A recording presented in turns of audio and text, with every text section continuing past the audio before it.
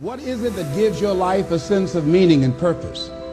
Because once you find that, it puts you in your power place. See, if you know what your life work is, I encourage you to start working on it.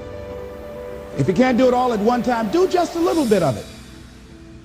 And if you don't know what it is that you showed up to do, if you don't know why you're here, I encourage you to find out what your purpose is here. What is the meaning of your life? What will be different? Have you ever asked yourself that question? I've done that. I remember coming from a friend of mine's funeral, and I was reflecting on how much time I had left. And I went for a walk in a park thinking about this guy whose life was so promising. And I mean, he wasn't an old guy. He was quite young, in fact. And I thought about all of the things that he said he was going to do, and he never got a chance to do those things.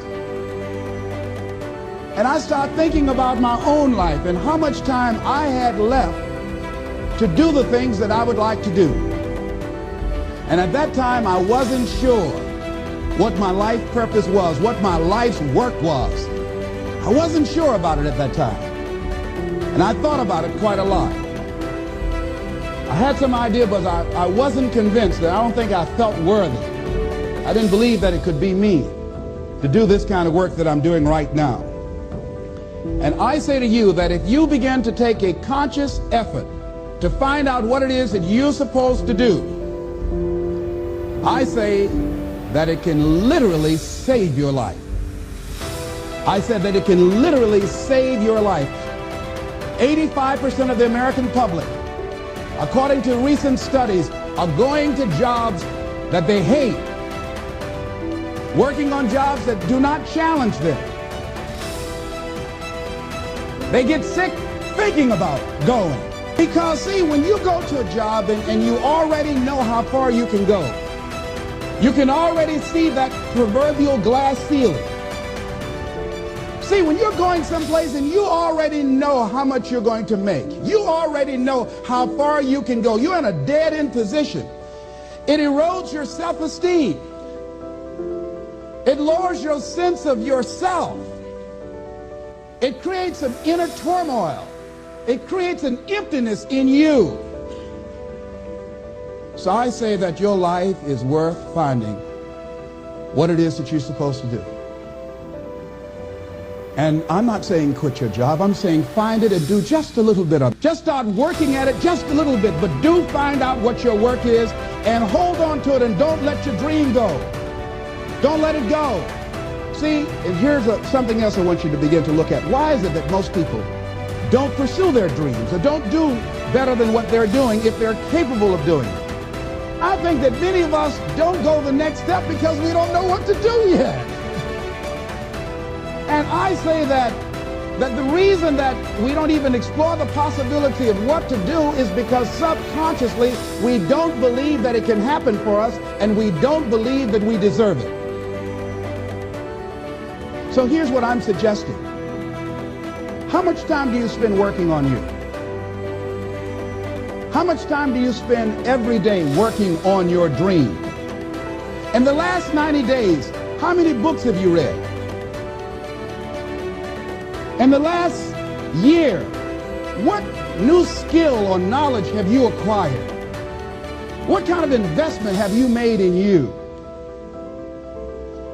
So I'm saying that as you begin to look at where you want to go, if you want to make it today, and things are changing so fast you have to literally run to stand still, I'm saying that you've got to make some conscious effort to begin to work to develop you. Here's something else. Most people are not living their dreams because of fear, ladies and gentlemen. Fear, limited vision, and lack of self-esteem is what keep most people doing things they don't want to do.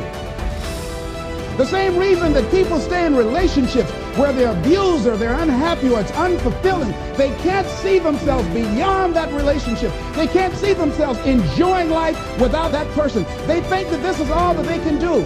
The same reason that people get stuck at a certain level in life. They can't see things being better for them. And they think that this is it and this is all they deserve. This is all they've ever seen. It's been passed on to them. And they think that this is it for them. Oh no. I was looking what Dr. Blanton Smiley Blanton, who was a colleague of Dr. Norman Vincent Peale. What he said about fear, he said, fear is the most subtle and destructive of all human diseases. Ladies and gentlemen, fear kills dreams. Fear kills hope. Fear puts people in the hospital. Fear can age you. Fear, ladies and gentlemen, can hold you back from doing something that you know within yourself that you're capable of doing, but it will paralyze you. And it seemed like you're in a hypnotic spell. And I ask you a question, what is the benefit? What's the benefit of allowing fear to hold you back? What's the benefit of giving up on yourself, of not stepping out on life and taking life on? What is the benefit for you? What's the plus in that? It's one of the things I had to ask myself. So I didn't want to make any mistakes. I wanted everybody to like me. I wanted to be perfect the first time I did something. It's not going to happen.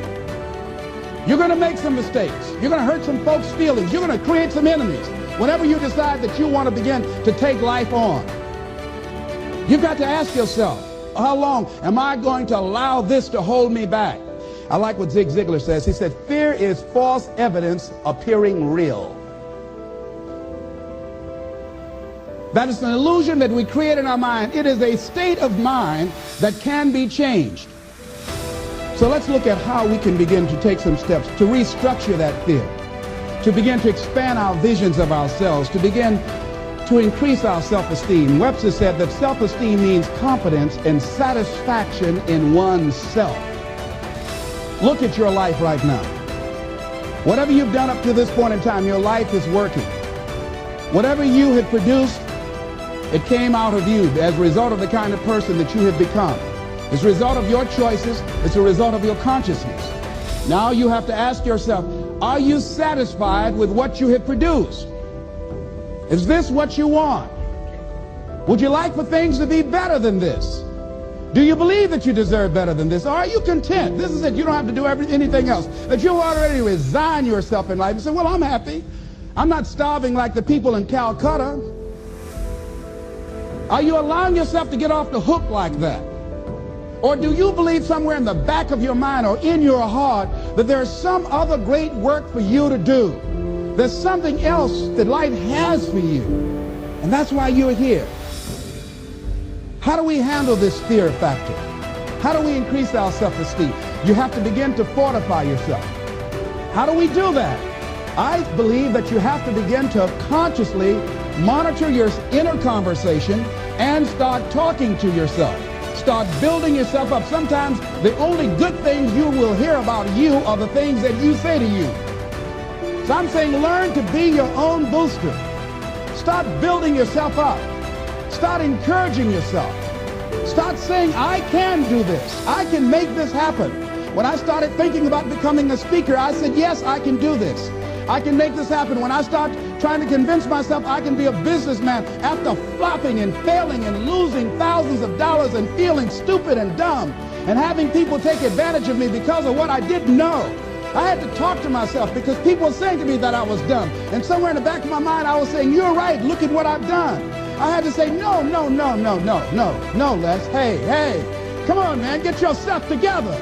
You can handle this. You just haven't figured it out yet. It's all right. This is your training period. This is the tuition you have to pay for what you don't know. You can do this. Other people have done it. It doesn't take an Einstein.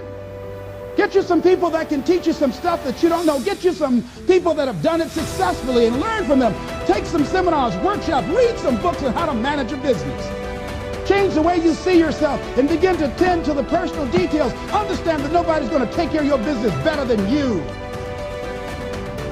And when I start changing that kind of mindset of beating myself up because of my mistakes and start looking at the possibility of my doing better, of my making the adjustment that would enable me to do what I want to do successfully, things begin to change. And I'm saying stop beating up on yourself. You do it. I know you do it. I've done it. It's a natural inclination for us to put ourselves down. See, we are born negative, I think, in a negative consciousness because we live in a negative world. Here's some other things, ladies and gentlemen. Begin to guard your mind against negative programming, like turn off the television. Don't watch the news. So you've got to guard the kinds of things that you put in your mind. See, if you don't program your mind will be programmed, because human beings are goal-oriented. That's why we die of broken hearts early. That's why we're running through life to early graves. We're going through life, ladies and gentlemen. And I think that Henry David Thoreau said that most men live in quiet desperation. Most of us go through life running scared. So we created this in our minds, false evidence appearing real. We made it real in our minds. That's why Churchill said there's nothing to fear but fear itself. That's the destructive monster. So turn off things that can contribute to your fear. Turn a deaf ear to people that all they can do is talk about how negative things are, because they have bought into the consciousness of the world. Start attending workshops, seminars, listening to tapes on a daily basis to begin to recondition your mind, to retrain your thinking. Faith comes by what? Hearing and hearing and hearing. Listen to things that can empower you, that can enable you to create a new reality for yourself and a new life for yourself. You might appear to be strange around most people. You know, most people think you're strange if you're happy today. See, these people have not found their purpose in life. That's why they're grumpy. That's why they're miserable. That's why they're so negative. They're hurting and they want to hurt other people. So start practicing using programs for your mind. Seminars, books, workshops. Keep a journal. Record your thoughts, what's happening with you. Every day when you get up, have a journal near you. See, ladies and gentlemen, we get 3 to 4 thoughts a year that if we would act on those thoughts, they could change our life. What idea are you sitting on? Write your ideas down. And then, once you get that idea, take the leap. Take the leap. See, it's out here in the universe. If you don't take the plunge, I guarantee you, somebody else will. Take the plunge.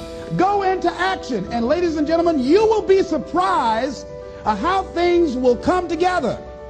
You'll be surprised. Now, you're going to have some difficult challenges. I can tell you that now. Be aware of that. Things are not going to work out exactly right. For a time they will, sometimes. And that's when life is just playing a game with you. I want you to feel good and relax.